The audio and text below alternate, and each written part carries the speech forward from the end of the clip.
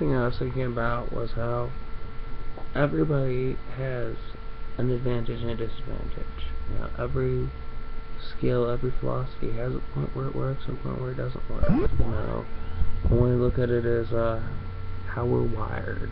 You know, some people are detail-oriented to do intricate, complex tasks like computer programming and wiring of machinery, but when it comes down to some broad strokes theme, they don't have an easy time dealing with that because they're thinking in these small and complex terms.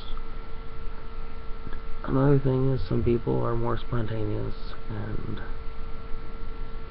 they're more random, but they have a hard time focusing. Some people are more defensive and they can deal with problems, they can dismiss arguments, they can block punches, but they don't know how to just let their guard down, live, and enjoy themselves. Another thing I realized with some people, they get caught up in things and they obsess. And so that thing they obsess about has power over them. And the only way you can actually avoid that is if you don't flaunt the things you love. An understated love of things prevents them from being tired. That's one thing I've learned from stories, you know. You look at all those characters who become punching bags. It's the guy who is usually a guy who says, I'm the strongest there is, you know, I'm the most powerful, I'm the same prince, you know, I'm the strongest man in the universe. Who says that gets beat up more often by the most powerful bad guy in the series in the anime because that guy makes himself a target. You know, people want to prove him wrong. Whereas the person who says, you know, I'm not going to let you do this, you know, the humbler, understated heroes are always more powerful. Because I think one reason is because they fight harder. Other reasons because the bad guys don't see it coming. But the other thing is, people forget, you know, as I said earlier, everything you win some, you lose some. Sometimes you need the big, flamboyant, brutish hero to do the heavy lifting, the heavy fighting, to take point and make yourself a target. Because if it's all ninjas, you know, the bad guys are going to be on high alert looking for ninjas. The other thing is, sometimes that guy like Worf or Colossus really is really strong. And so you need that. And does have his victories. The other thing is, there's a difference between people who appear powerful. Oftentimes, I think what it is a dramatic subversion. You know, the person who's not supposed to be powerful catches the bad guy off guard, catches the audience off guard. And there's so many ways to do that because there's so many people who assume this person is not powerful. One thing is, of course, you know, prejudice. You know, people who our society teaches are not powerful. One thing I've learned, the implication that television has a lot of prejudice. There's all kinds of people who, you know, the main characters say nobody cares about, or will roll their eyes at, or will cynically mock, because the people who make the shows, who fund the shows, don't want you to love those people. So when those people, the acceptable targets, the ones who at the time really are acceptable targets, rise up, it catches people off guard. The other thing is, all kinds of rules that people follow. Because That's what they see and that's what they assume. One thing I remember when I was young, noticing that a lot of shows has formula where a problem shows up that could easily be resolved, but they just don't do anything, or they panic, or they hold back. At the end, deus ex machina, and it's dealt with. And I was thinking, and this is something I remember thinking about for a long time, you know, desperate situations are really, really dramatic when they really are desperate. You know, when the hero's finishing move doesn't affect the monster, and it's a finishing move that in every other episode worked, that's pretty scary.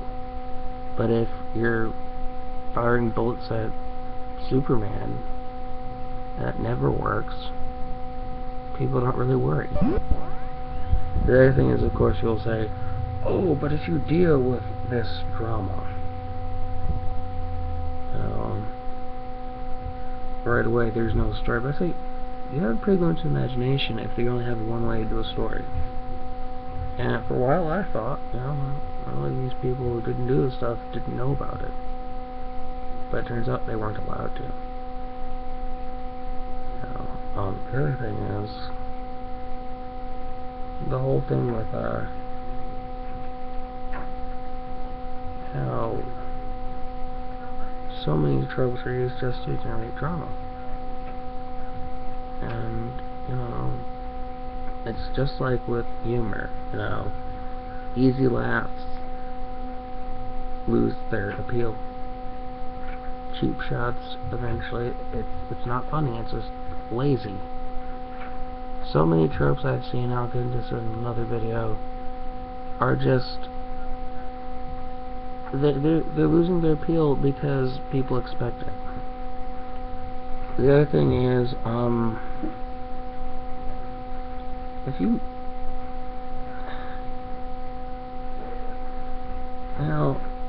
people are running out of ideas, but so I think people run out of ideas, they just make something up and it works. I can understand that, the need to win, because I'm not that cynical, I'm not nihilist, but,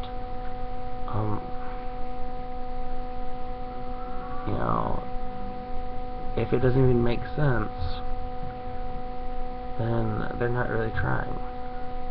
So the other thing I thought of is that oftentimes the problem is the whole point of the story.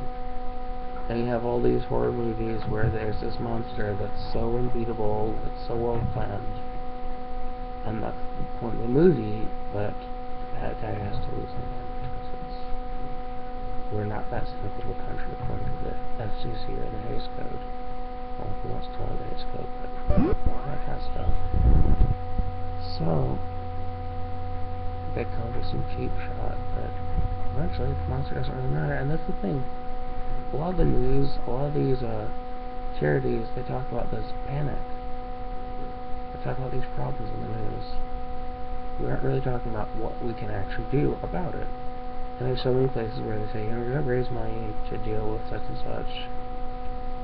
I remember the Almost County. What were we actually spending money on? Were we hiring bounty hunters to assassinate him? Were we, or was it just, profiting off of this real life tragedy?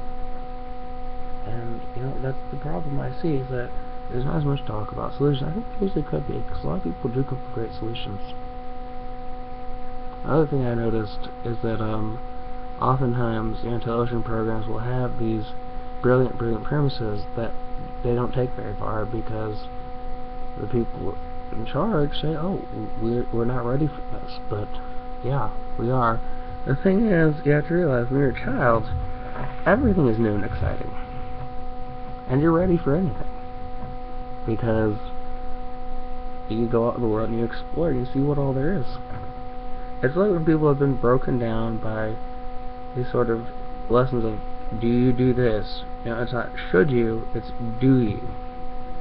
And I think that's one of the problems, is that it's not about whether it's right or wrong, they're telling you that it's not possible. They say you can't, not you don't, or you shouldn't. or you're not allowed to, that you can't or you don't. And some kids, they don't know the difference. They really grow up thinking the things that you can't do, you don't do, are impossible. Because they weren't taught to think about whether something is, how physics, the physical possibility of the thing works. But the other thing is,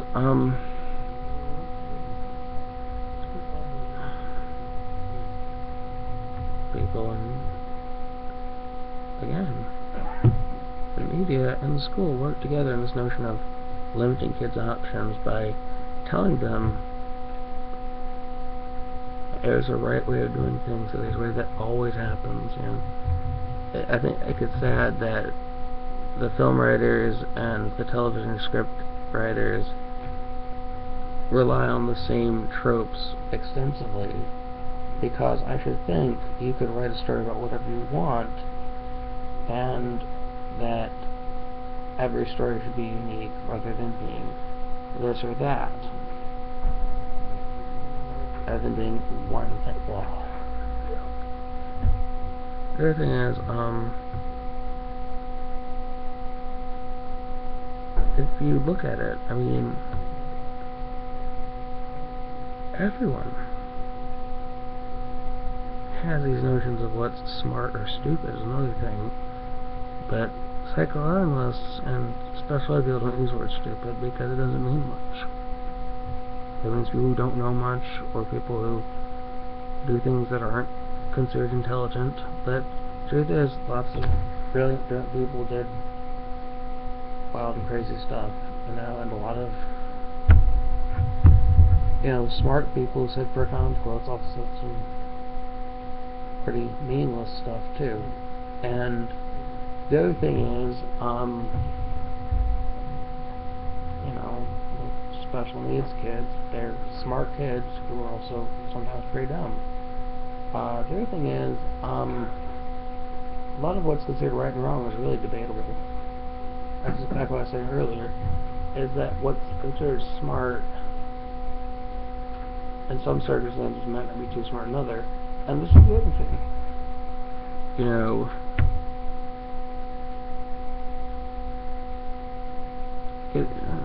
A grease fire breaks out, you get it out of a wire hose and you put it out. It works pretty well. But an electrical fire, you spray it with water, it gets worse. You get something like the way you fly a helicopter versus the way you fly an airplane. It's completely different. It's radically different. The other thing is, people need to do that. People need to make assumptions, because that's thinking for yourself. People tell you don't make assumptions. What they should really tell you is question your assumptions, test your assumptions, and if you're wrong, listen to people. If they tell you, no, that's not the case, listen.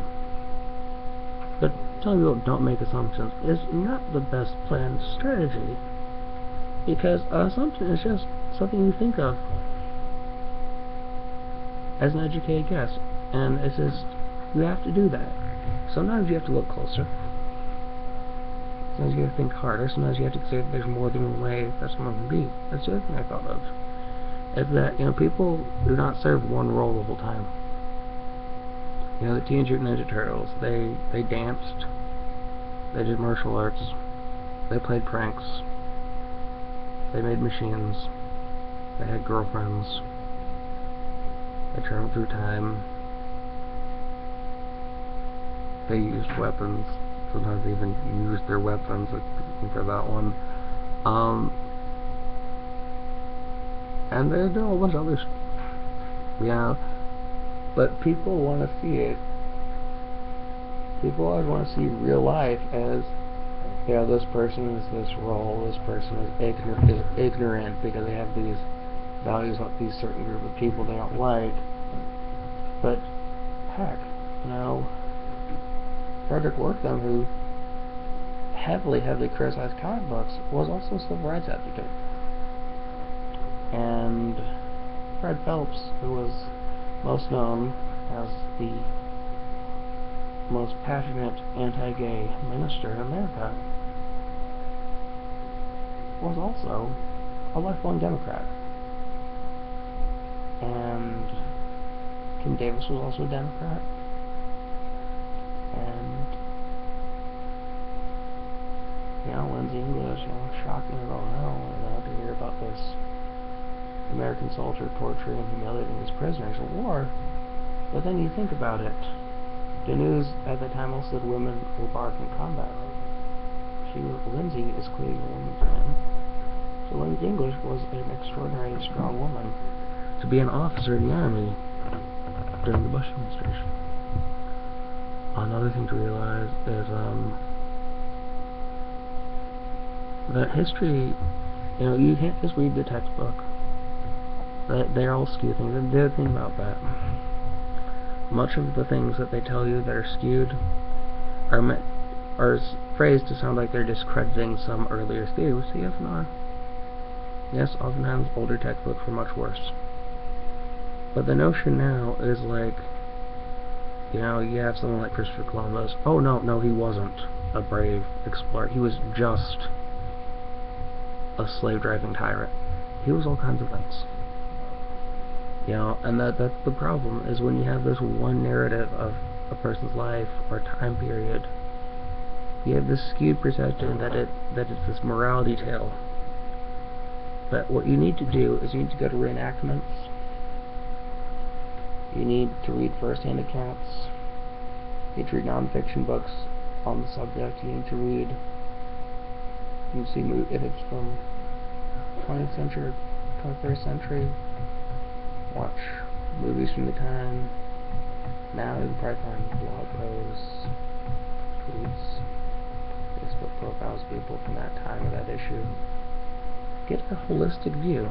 Get a more in-depth view of it. And it becomes a real place, just like the here and now. And I think that's one of the failings that the history classes have taught us, is that it used to be that it wasn't a real place. It was a single narrative. And that's what I love about shows like Liberty's Kids. Actually, no, I'm not sure if I've seen that yet, but something like Sleepy Hollow or Liberty's Kids, or so many shows like that show a place in the past in as much detail as the here and now. Something like Eyes on the Prize. Yes, you can't reject the past because of a simplified version. The other thing is, you have to realize, back then too, back in the American Revolution, the views what the Middle Ages was like is just, it's fantasy. In the 1800s and the 1700s and the 18th century, their history textbooks were even worse than today. They were like talking about the Middle Ages like it was a fairy tale. And, people didn't know the difference. So some people back then didn't think the Middle Ages even really happened, because it was just impossible to take any of the records they were allowed, that they saw at the school, serious. But then the other thing is, back then going to school was a big deal, because you didn't have a lot of schools for kids. You didn't. People said public libraries were socialism. I have public library right now, so I guess, my comrades, we have one. But the other thing is,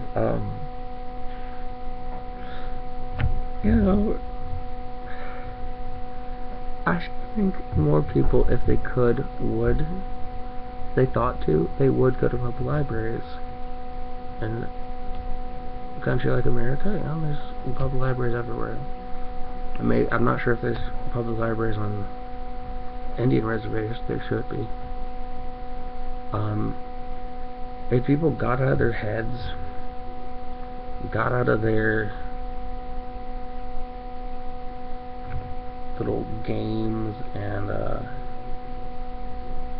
all that, and just went to a library and looked up something that's on their mind, they'd be so much smarter. Like, who was the guy? I can't remember his name because I don't have television. I don't really pay attention to the. Who was with Taylor Swift for a while?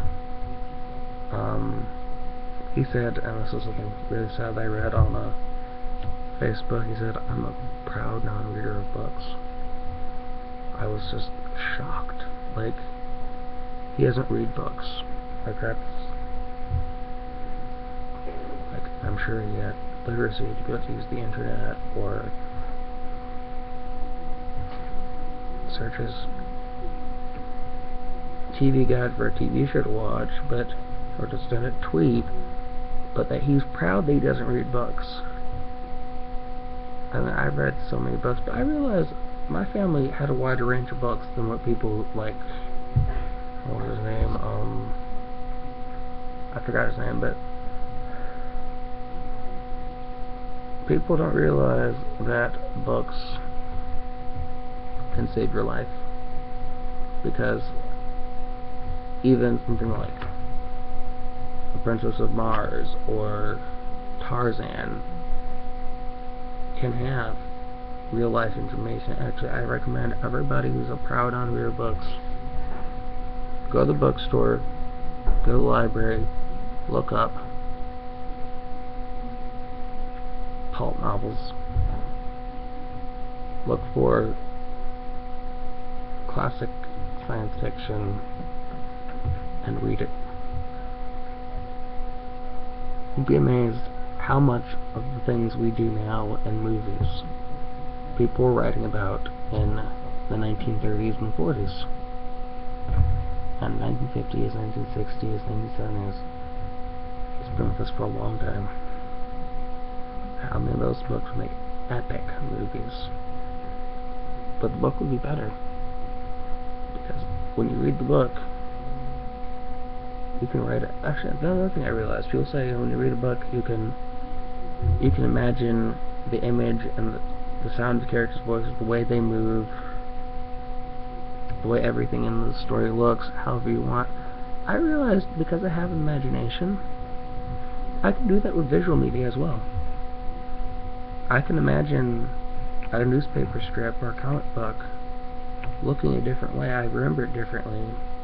Then I was, wait, I can redesign it even if I see it. And that's the other thing that I want to encourage, is you can do it however you want. And just because one way, just look at fan art, for example. You can redesign characters, you can give them different equipment, you can combine them with figures, you can combine with original characters, you can make original characters in that setting, you can make original characters for your own setting. Just because people are exposed to mass media, that is not the problem. The problem is that they don't produce their own stuff. In the age of the internet, that has greatly changed. I think if people had politics, because the other thing I noticed is that asking about politics and how people talk about how liberals are the open-minded, artistic, educated people, and the conservatives are the militant, and traditionalist ones. And I was thinking about Spacebells.net debating Star Wars versus Star Trek.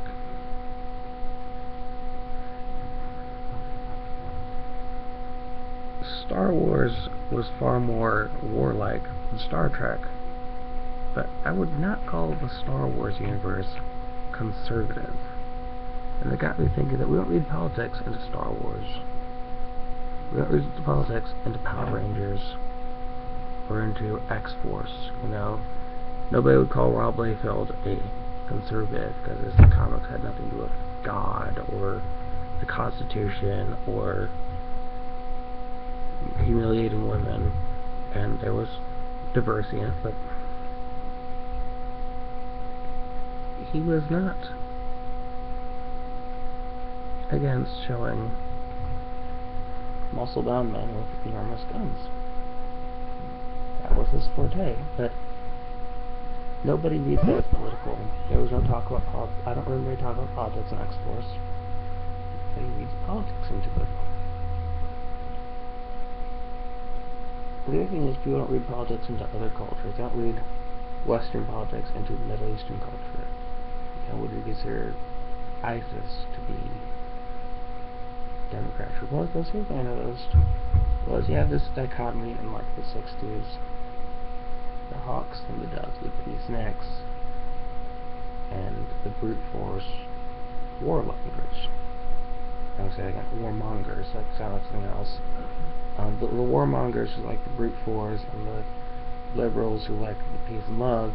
Then you have the Viet Cong, the communists, sneaking around using speed and agility to terrorize both of them. The other thing I realized was that communism is not liberalism. And communist guys either had a job or you were a degenerate. So all those long-haired young people who were talking about like how they wanted to be artists, they wanted to be all these hippies, they would have been sent to Gulag if they moved to the Soviet Union, you know. Their parents might have done better in the Soviet Union. I don't know how much so, I'm not an expert, but they would have done terribly in a communist country because it's all about work. It's very conformist. Everything is a matter of need. Why do you need it? Why does it help you? Everything is group oriented. You don't have these.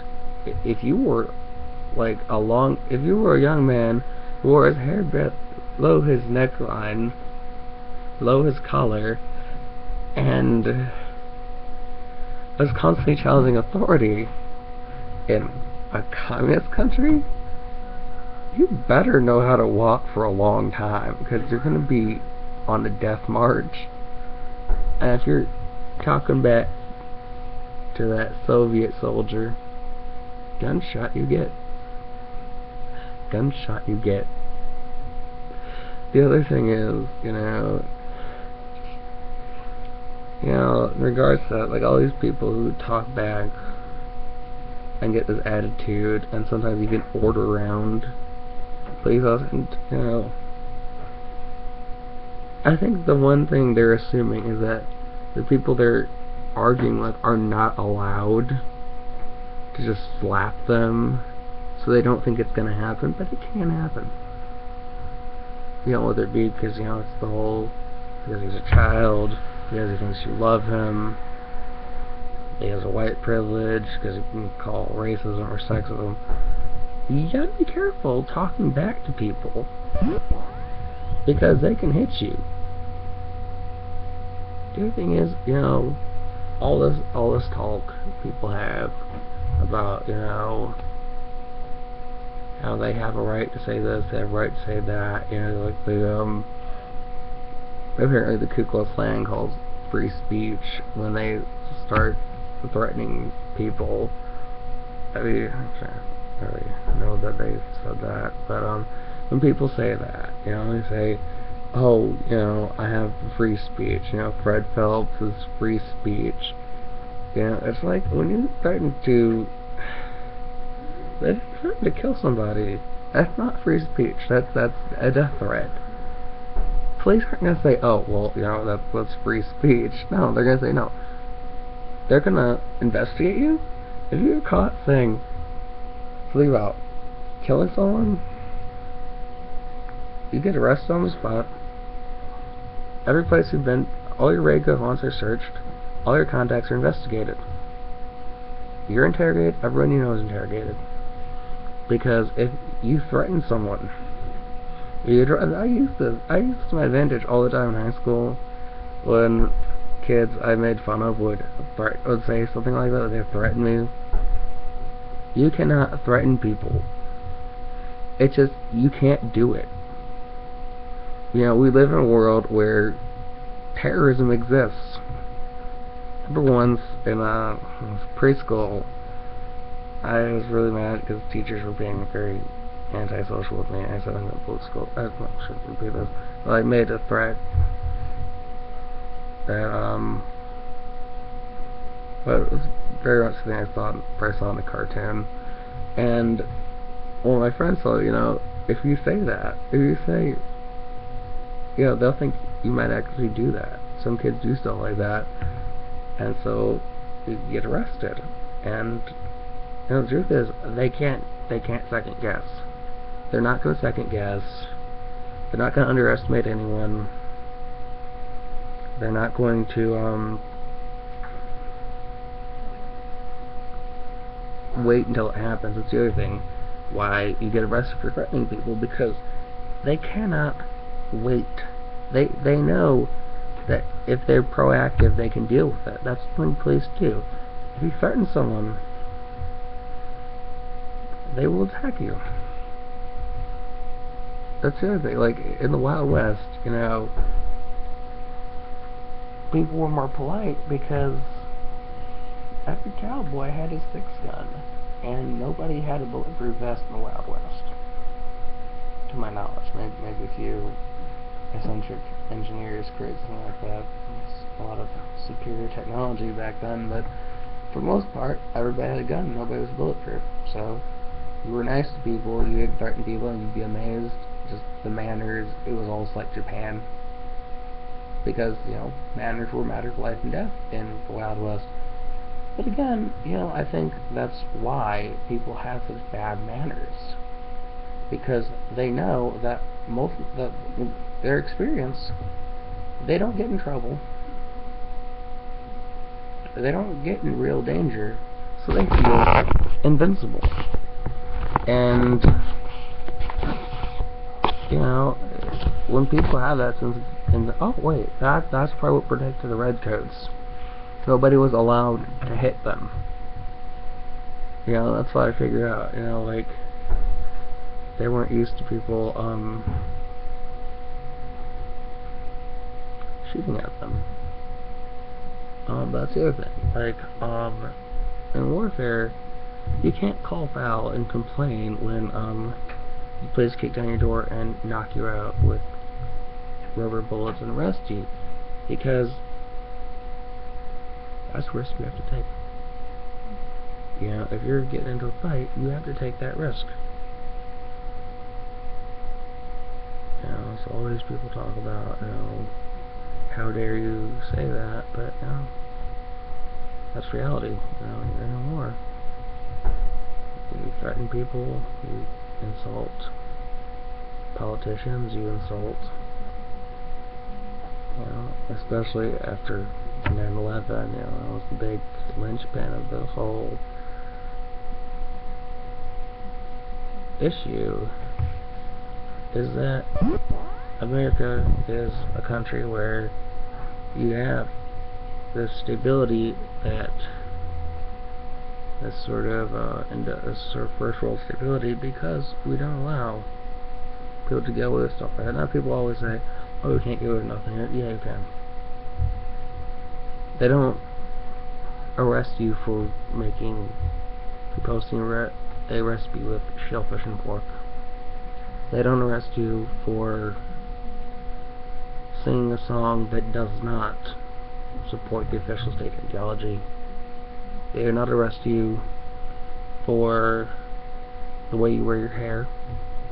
They do not arrest you for the color of your skin. It's not officially yet, but actually I'll probably never officially. Even if there is someone like that in politics, there's so many people who would oppose that, and we do have a democracy. That's the other thing. Any law, any rule, there will be resistance. Whether you agree with it, whether your friends agree with it, there's always going to be resistance.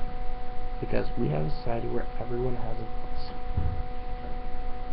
And that's the other thing I think is hilarious, is the fear of eating religious, that say you can't eat this, you can't eat that. I don't see anything morally wrong with eating something that is not unhealthy. Even if it is unhealthy. I eat pork all the time. And I don't see a big fear of eating pork. And that's the other thing. A lot of these things, like the gluten-free diet, that actually came from, that may have actually come from a biblical passage. I heard that somewhere, that it came from something about unleavened bread in the Old Testament. And I also read that a Chinese vampire was repelled by glutinous bread. So, next time, you know, yeah. Not to get back on that. But yeah, like a lot of these things people say they claim as science is really religion.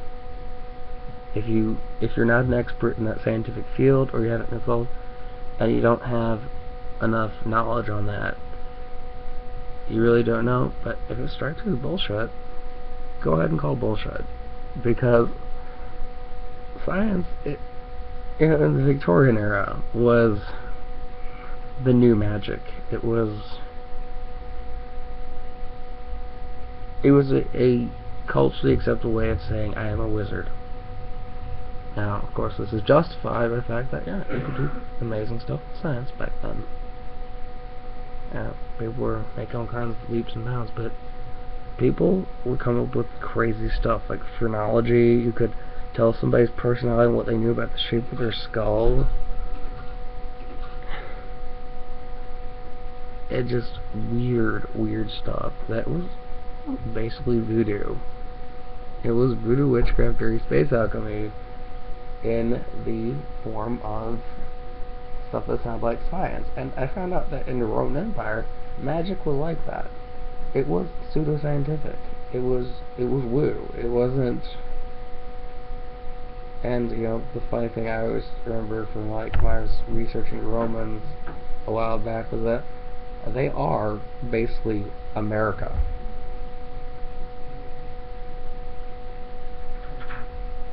They went through just profound similarities to us. And just profound similarities to just the things they had problems with, the things they believed, the reasons they went to war, the way their military was structured, the politicians just rather than dealing with problems just gave people distractions. That the senators, they had a senate for one thing. It was before the Middle Ages. They had a government akin to our own, and after Rome fell, people just went back to kings because it was simpler and easier, or because the church demanded it. Probably because the church demanded it, because it was the beginning of Christianity. It was after the fall of Rome. But the thing is, I'm always really sad when I think about the rise of Christianity, because just the amazing things that just didn't exist, that were ridden roughshod over, and this world was put up there, and people weren't allowed to talk about the old stuff, and they supposed to pretend that it didn't exist.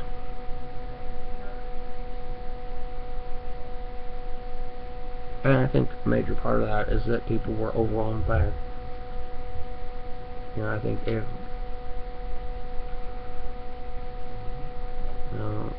people don't listen to each other is the other thing. They just reject it.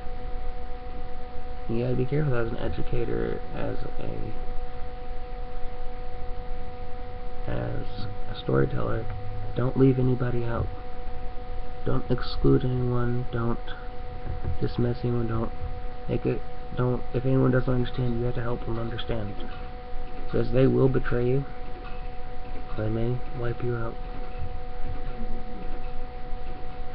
The other thing is, some things are just... That's the other thing I learned, is that everything is compromise. Everything is compromise. You know, everything. Family is compromise. I was thinking of this time when my sister and I were eating lunch, or maybe it was dinner, I think it was daytime in my memory. And she wanted to eat fried chicken, I wanted to eat pasta, so my mom said, why don't we slice up some chicken and put it in pasta? And, you know, that's just a lovely, lovely idea. You know, I was like, sure, that actually sounds really good. She was like, actually, it might have been, I can imagine having a problem with that. I can imagine her having a problem with that. But, I was a long time ago, I'm not even sure when it was. But that's the thing my mom would do. That's the kind of thing she would do, because we're a very, eclectic family, and my sister was always going off the deep end when we were teenagers, and I thought it was funny. But when we were in grade school, I went off the deep end, and it did occur to me in high school that maybe it was for similar reasons I went off the deep end in grade school. But as an adult, I can see clearly. I should think that I will see more clearly when I'm older. But you have to do things like that. You have to make compromises, because otherwise nothing gets done. A lot of people have this big idea of what thing they want to do and the way they want it done, but if you can't get that, you either make a compromise or nothing happens, and you fail. And the only way you can truly fail is if you don't do anything. You know, you can eat something that's not your favorite food, not exactly what you wanted, and it's still good. Or you can argue and demand the thing that you want, which is not possible at the time, and just not eat. And, you know, just like the saying, the only way evil men succeed is if good men do nothing. You can never do nothing. That's a guaranteed way to fail. Just do nothing. The other thing I realize is that people don't want a lot of things in life. The other thing there's things stopping people, which are reasons they don't do anything. It's a pretty long video. I think I'll get to some of these points in another video.